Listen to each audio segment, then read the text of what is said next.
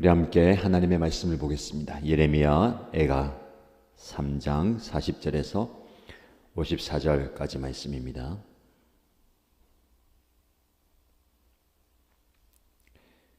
오늘 저와 여러분이 함께 묵상할 말씀은 예레미야 애가 3장 40절에서 54절까지입니다.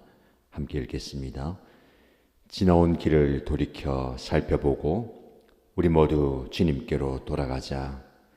하늘에 계신 하나님께 우리의 마음을 열고 손을 들어서 기도하자.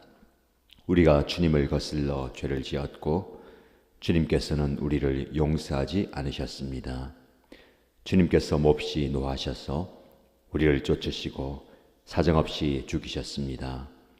주님께서 구름을 두르셔서 우리의 기도가 주님께 이르지 못하게 하셨습니다. 주님께서 우리를 뭇민족 가운데서 쓰레기와 오물더미로 만드셨으므로 우리의 모든 대적이 우리를 보고서 입을 열어 놀려댔습니다. 우리에게 남은 것이라고는 두려움과 함정과 파멸과 폐허뿐입니다. 내 백성의 도성이 파멸되니 나의 눈에서 눈물이 냇물처럼 흐릅니다.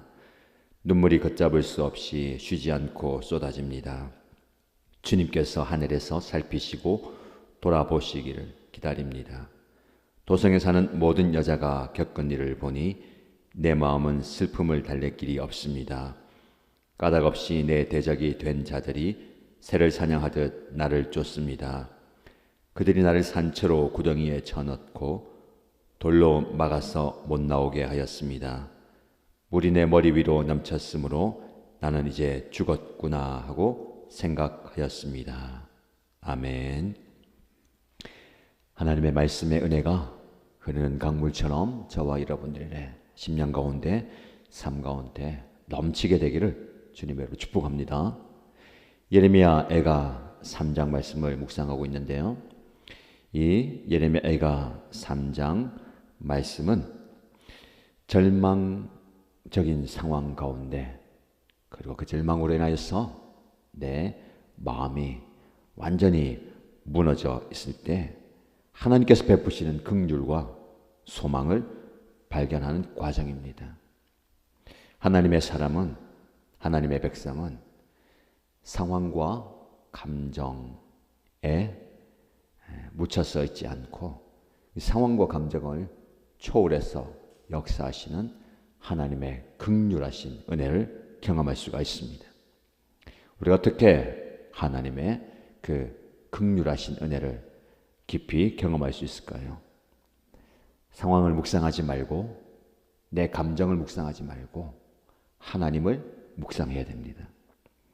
묵상이 무엇입니까?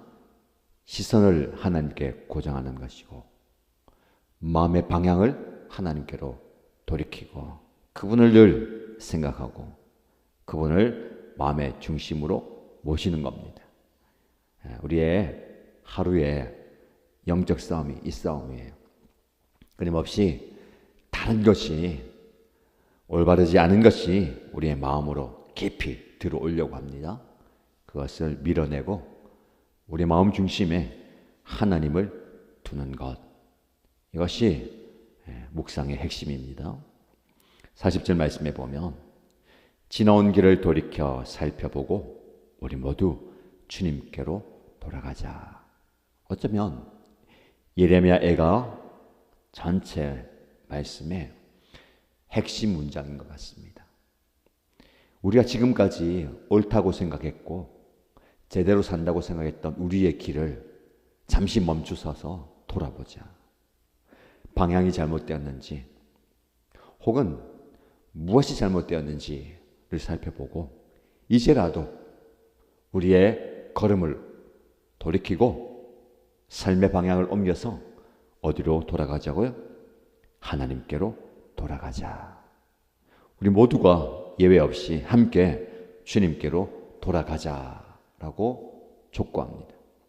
여러분, 바쁘게 분주하게 그리고 열심히 어딘가를 향해서 달려가고 있는 현대인들입니다. 저와 여러분들도 시간이 축복하고 부족할 정도로 분주하게 열심히 살고 있지 않습니까? 열심히 사는 것, 아니 그것보다 더 중요한 것은 내 삶의 방향이 바른가를 항상 살펴야 됩니다. 잘못된 방향으로 가고 있는데 깨닫지 못하고 열심히 가면 뭐합니까? 그의 끝은 멸망이다 라고 말씀하고 있습니다. 그런데 많은 사람들이 제대로 가고 있다라고 착각하고 잘못된 길을 가고 있습니다. 멈춰서 자기의 길을 돌이켜 살펴보아야 합니다. 어디서부터 잘못된 건지, 무엇이 잘못됐는 건지를 살펴보고 깨닫는 것이 중요합니다. 깨달아졌다면 그 방향을 완전히 돌이켜야 됩니다. 우리 모두 주님께로 돌아가자. 오늘 하루 종일 주님께로 돌아가자라는 말씀이 여러분의 귓가에, 여러분의 마음에 계속해서 들려오기 바랍니다. 주님께로 돌아가자. 우리가 바라보아야 할 분은 예수님밖에 없습니다. 우리가 달려가야 할 그 품도 예수님의 품입니다. 하늘에 계신 하나님께 우리의 마음을 열고 손을 들어서 기도하자. 주님께 돌아가서 뭐 하자고요? 기도하자. 마음을 열고 손을 들어서 그냥 기도하는 게 아니라 손을 든다라는 것이 무엇입니까? 하나님께 항복한다는 거예요. 손을 열고 주님께 나왔습니다. 마음을 연다는 것은 무엇입니까? 마음으로 주님을 모셔드린다는 겁니다. 우리 마음의 중심에 하나님께서, 예수님께서, 성령께서 좌정하여 주십시오 라고 내어드리는 겁니다. 아직까지 완전히 내어드리지 못한 부분이 있다면 그 부분까지 내어드리십시다. 기도는 하나님께 내어드리는 시간입니다. 주님, 내 마음에 찾아와 주시고 내 삶의 중심에 찾아와 주시고 우리 가정과 우리 공동체와 내 사역의 중심에 찾아와 주시고 역사하여 주옵소서.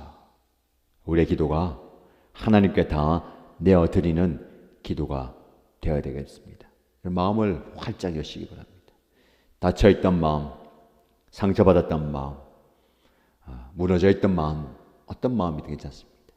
여러분들이 어떤 마음을 지금 가지고 있습니까? 답답하고 괴롭고 아프고 슬프고 어떻게 할지 모르겠는 이런 마음들도 괜찮습니다. 마음을 활짝 열어야 되는 겁니다. 주님 항상 우리의 마음 중심 가운데 들어오셔서 여러분의 상처를 만지시고 여러분의 연약함을 붙드시고 여러분의 그 아픔을 달래주시고 회복시켜 주실 줄 믿습니다. 회복의 자리로 나가는 거예요. 그러나 이 기도가 하나님께 상달되지 않는 고통의 모습이 있습니다. 진실한 회개의 마음이 필요합니다.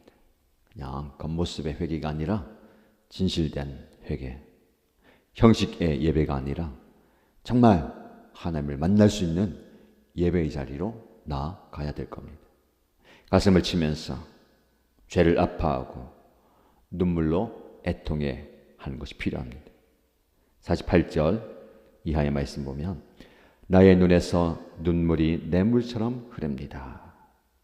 눈물이 걷잡을 수 없이 쉬지 않고 쏟아집니다. 예레미야는 계속해서 자기의 눈에서 흐르는 눈물을 표현합니다. 멈추지 않고 흐르는 눈물. 냇물처럼 흐르고 내가 걷잡을 수 없이 내가 주체할 수 없는 이 눈물이 계속해서 쏟아집니다. 여러분 계속해서 예레미야 애가 말씀을 통해서 우리에게 회복되어야 될 것이 눈물의 기도라는 것을 묵상하고 있습니다. 마음을 담은 회개의 기도와 또 누군가를 가슴에 품고 기도하는 간절한 그 기도가 눈물의 기도가 되어야 되겠습니다. 내 마음은 슬픔을 달랠 길이 없습니다.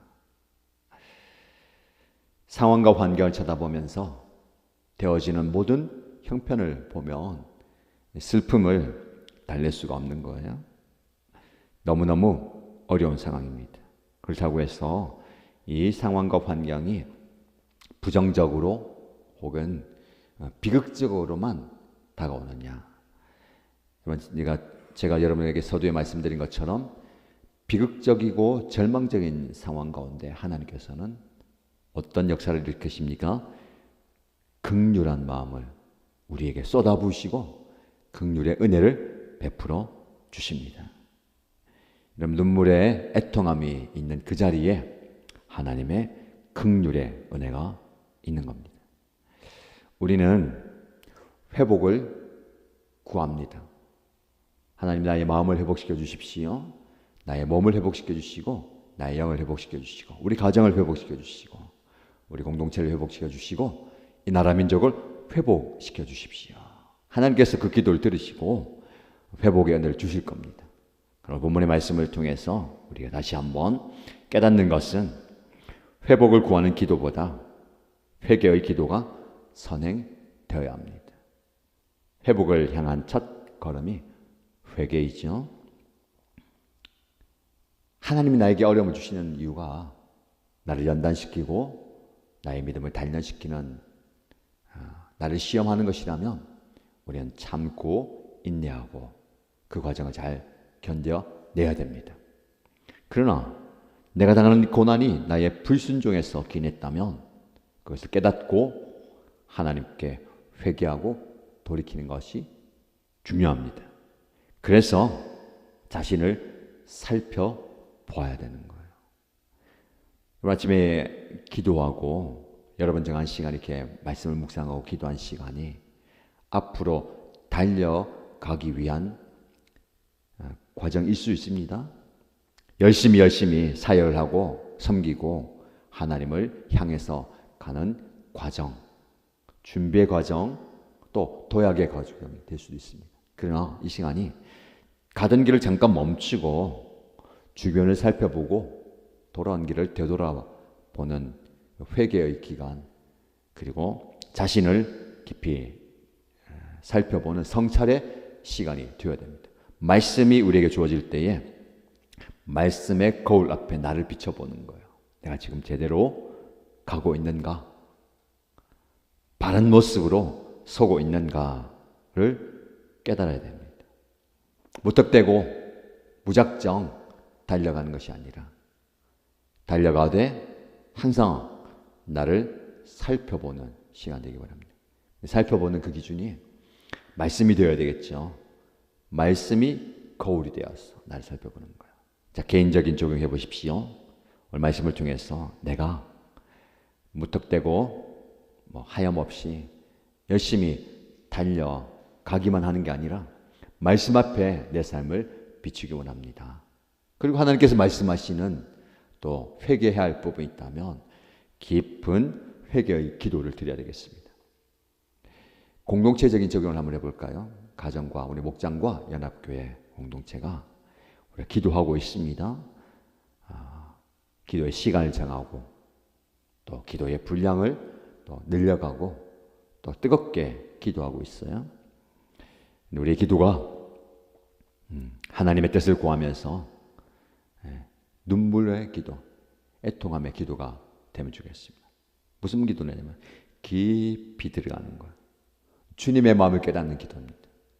기도하다 보면 주님의 마음을 깨닫게 되는 거죠. 누군가를 위해서 기도할 때에, 공동체를 위해서 기도할 때에 주님의 마음이 부어지는 겁니다. 성령께서 역사하실 때에 정말 애통해하면서 기도하는 겁니다. 여러분들 말씀드리죠. 하나님께서 성령께서 보여주는 것, 기도하라고 보여주는 거예요. 듣게 하시는 것, 기도하라고 듣게 하시는 거죠. 알게 하시는 것, 기도하라고 하시는 거예요. 우리는 기도하기 전에 기도 제목을 나눈다고 얘기하면서 잘못되면 비판과 판단과 정죄의 모습을 가질 수 있습니다. 누군가를 이야기할 때에 공동체 연약함을 또 보고 이야기할 때에 그것이 나의 기도 제목이 되어야 됩니다. 그것을 가슴에 품고 깊이 기도해야 됩니다. 눈물로 기도하시기 바랍니다. 애통해하면서 기도하시고 이거 붙들고 해결해 달라고 기도해야 되겠습니다. 오늘 말씀을 통해서 우리의 연약함, 죄된 모습들, 잘못된 부분들을 하나님께 간절히 기도할 때에 하나님께서 들어주시고 해결해 주실 줄 믿습니다. 여러분의 기도의 자리에서 하나님의 역사를 경험하고 하나님의 긍휼하신 은혜를 경험하게 되기를 주님의 이름으로 축복합니다.